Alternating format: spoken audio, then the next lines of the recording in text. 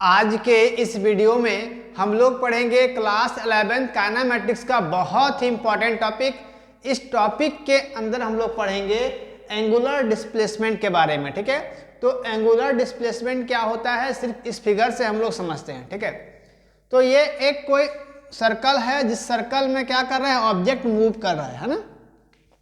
एक सर्कल में object move कर रहा है, इसका मतलब इसका सेंटर कहाँ होगा, यहाँ पर होगा। और एक ऑब्जेक्ट है जो यहाँ पर है P पर, है ना।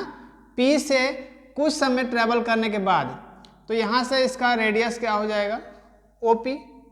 इसका रेडियस OP हो जाएगा ना, या फिर x मान सकते हैं, कुछ भी मान सकते हैं। तो जब यहाँ पर था ऑब्जेक्ट, फिर कुछ समय के बाद ये इस पॉइंट पर आया होगा, फिर कुछ समय के बाद इस पॉइंट पर आया होगा, फिर कुछ समय के बाद इस पॉइंट पर आया होगा, फिर यहाँ पर आया होगा, फिर फाइनली जा करके यहाँ पर मिल गया होगा, है ना। तो इस सर्कुलर पाथ पर ऑब्जेक्ट क्या कर रहा है, मूव कर रहा है। तो एंगुलर डिस्प्लेसमेंट क्या बोलेगा कि एंगुलर डिस्प्लेसमेंट, पहले ऑब्जेक्ट यहाँ पर था, कुछ समय के बाद t समय लगने के बाद ये यहाँ पर आ गया, इसको हम लोग बोल दिए q। तो इसी के बीच में जो एंगल बनेगा q थीटा, इसको हम लोग बोलेंगे एंगुलर डिस्प्लेसमेंट। ठीक है, आई होप समझ में आ गया होगा। एंगुलर डिस्प्लेसमेंट किसको बोलेंगे कि अगर ऑब्जेक्ट किसी सर्कुलर पाथ पर मूव कर रहा है और किसी एक पॉइंट से अगले पॉइंट में जाता है तो उसके बीच में कुछ एंगल बनता है। जैसे कि ऑब्जेक्ट P Q पर गया तब यहाँ पर कुछ एंगल बना, थीटा एंगल, उसी को बोलेंगे हम लोग एंगुलर डिस्प्लेसमेंट। समझ में आ गया होगा।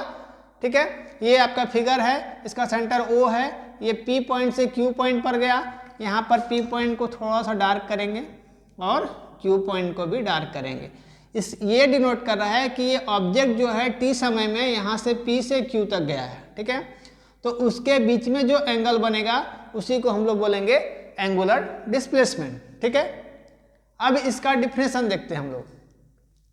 Angular displacement of the object moving around a circular path is defined as. ठीक है, यहाँ तक सिर्फ लिखने का एक जरिया है, तरीका है, प्रोसेस है ना। आप लोग चाहोगे तो इसका डिफिनेशन यहाँ से भी लिख सकते हो, उससे कोई दिक्कत होने वाला आपको नहीं है ना। यहाँ पर क्या एक्स्ट्रा लिखा हुआ है, angular displacement of the object moving around a circular path. जो एंगुलर डिस्प्लेसमेंट का ऑब्जेक्ट है वो कहाँ पर मूव कर रहा है, एक सर्कुलर पाथ पर मूव कर रहा है ना। इस डिफाइंड है, इसको हम लोग कैसे डिफाइन करेंगे, the angle tracked out by the radius vector at the center of the circular path in a given time। ठीक है, तो एक ऑब्जेक्ट है जो एक सर्कल पर मूव कर रहा है, एक सर्कुलर पाथ पर मूव कर रहा है, जो P पॉइंट से कुछ समय लगने के बाद वो Q पॉइंट पर जाता है, तो उसके बीच के एंगल को हम लोग बोलेंगे एंगुलर डिस्प्लेसमेंट।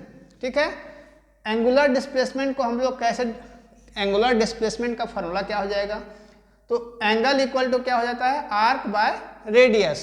तो थीटा क्या हो जाएगा, एंगल क्या बन रहा है आपके बीच में, थीटा एंगल। यहाँ पर जो एंगल बन रहा है वो थीटा एंगल बन रहा है।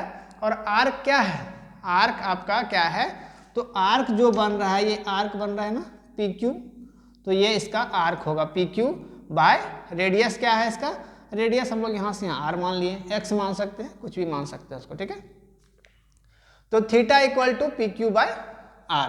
PQ क्या है, आर्क है, और R क्या है, इसका रेडियस है। ठीक है, अब यहाँ पर कुछ इंपॉर्टेंट चीज लिखा हुआ है जो ये आपको ऑब्जेक्टिव क्वेश्चंस में हमेशा देखने को मिलता है। ठीक है, कि एंगुलर डिस्प्लेसमेंट वेक्टर क्वांटिटी है या फिर स्केलर क्वांटिटी है। ठीक है, तो यहाँ पर दिया हुआ angular displacement is a vector quantity.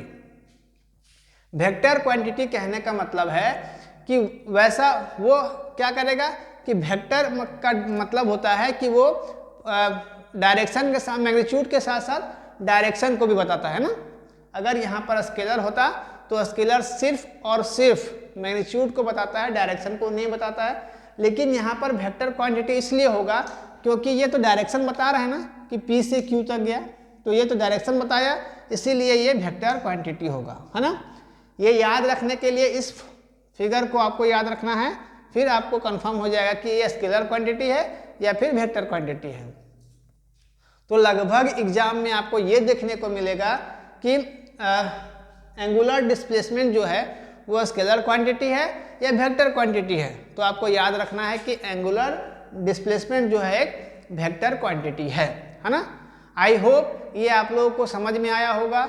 इस तरह का वीडियोस मेरे चैनल पर और भी बहुत सारे अपलोड हैं और रेगुलर होते रहते हैं, इसलिए चैनल को सब्सक्राइब कर लेना है, शेयर करना है, ताकि जो और भी बच्चे होंगे वो मेरे साथ जुड़ सकेंगे।